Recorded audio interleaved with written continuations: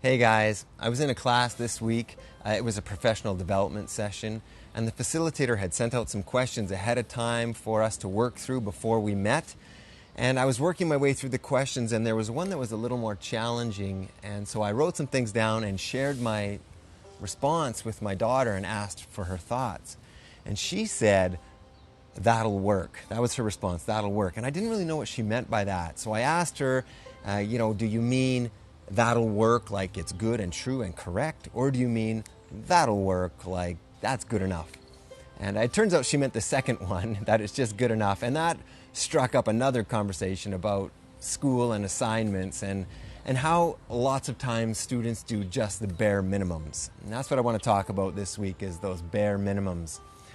I definitely did them in school. I remember, you get an assignment or a project and you do just enough so that you either get some kind of mark that you want or any kind of decent mark, or you do an assignment or a project in a way that you know the teacher wants it done just to satisfy them, and you don't really take it to heart yourself or try and learn or stretch or grow. It's just getting it done to make them happy or get a decent mark, just the bare minimums. And I know my students still do it, and so it's, it happens, but it's not just school, right? I'm at work. I've done it myself as well, just doing the basics, the bare minimums, just to get by, just to satisfy my manager, just to get my manager off my back. I don't get in trouble. Or maybe I've got a checklist. I've got to do these things, and I do just those things, nothing more. I don't want to stretch or grow or push. And not just at work, at home, for sure I do it. I'll tidy up around the house just enough so that my wife can't say that I don't help enough around the house, or maybe just enough help with my daughters in their homework, or renovations. I'll cut corners, right? I won't push. Maybe I'll just do the bare minimum, even when it comes to fixing my house. Sometimes it's even in my relationships. Right? I'll be talking to a friend and purposefully try to cut the conversation short because I secretly want to get on and do my own thing. It's just putting in that bare minimum requirement to keep a relationship going. Is that okay? Is it okay to live like that, always at the bare minimum? Or maybe there's a number. Is there an acceptable number? Maybe half the time I push myself and half the time I don't, or is it 40-60, or what's the right number? Obviously there is no right answer there, and I don't think I'm going to live any longer or shorter if I, live by the bare minimums or not. Maybe, but it's not really like that. That's not the point. Is there something better? And, I guess I don't really have to always push, but I can definitely remember my volleyball coach. "Brian, the more you get away with that lower standard of play, the more that becomes the norm and gradually replaces what is desired or expected." He actually put that on a piece of paper, like a card, and laminated it for me. And he's partially right. I mean, if I just keep lowering my expectations and my standards, they become my normal. And then I find later I can't achieve like I used to be able to. And so I want to try and push, at least in some areas of my life. And I think about my death, I'm lying on my deathbed, and I don't want to look back and think, I wish I would have tried harder in certain areas or pushed more. I'm actually more afraid of that than I am of dying itself. I want to die well. And I watched the movie. Sometimes I get advice even from simple movies, but The Last Samurai, I gotta just play you the clip.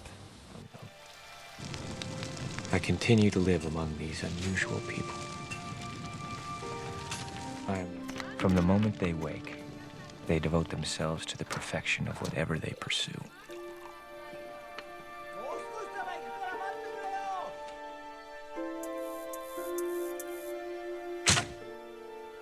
I have never seen such discipline."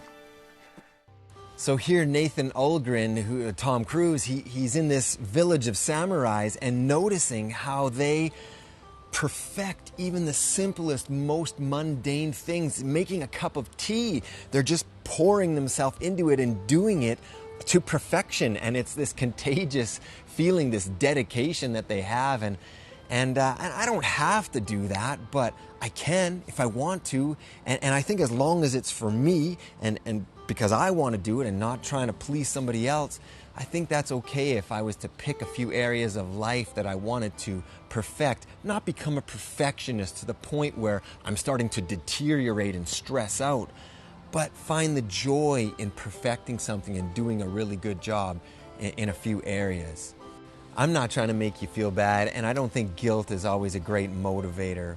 And you know what? I met a lady one time, and she was totally content with just herself, and this idea of bare minimums and pushing yourself, it wasn't really even on her radar. She was just so happy with life and just enjoyed inhaling and exhaling and being present. And so that might be you. It might not even be in your DNA to think this way, and that's totally fine.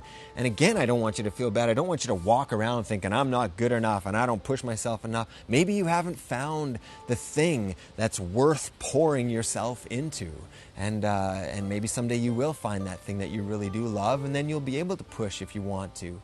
And maybe you're just completely busy. You don't have time to think about hobbies or pushing or perfecting anything else. You're trying to just survive. And I've been there. I had 3 kids. I know exactly what that was like. And sometimes you can do that right where you are, you know. Like I remember folding a towel or a blanket and it was inside out. And I already had it folded, and I thought, well, I could just, who cares, it's done.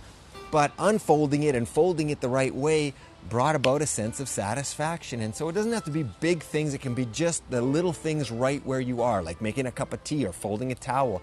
We in our house have tried a thing called a one-touch rule. If you have something in your hand, you can't let go or put it down unless you're putting it in the right spot.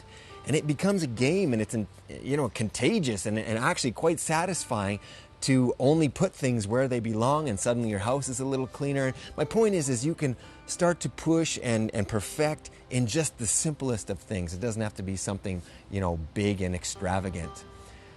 Let me end with this. You are not a bare minimum. You are much more than that. May you live your life and finish your life finding joy and satisfaction in the big things and even in the small things. Thanks for watching. Talk to you next week.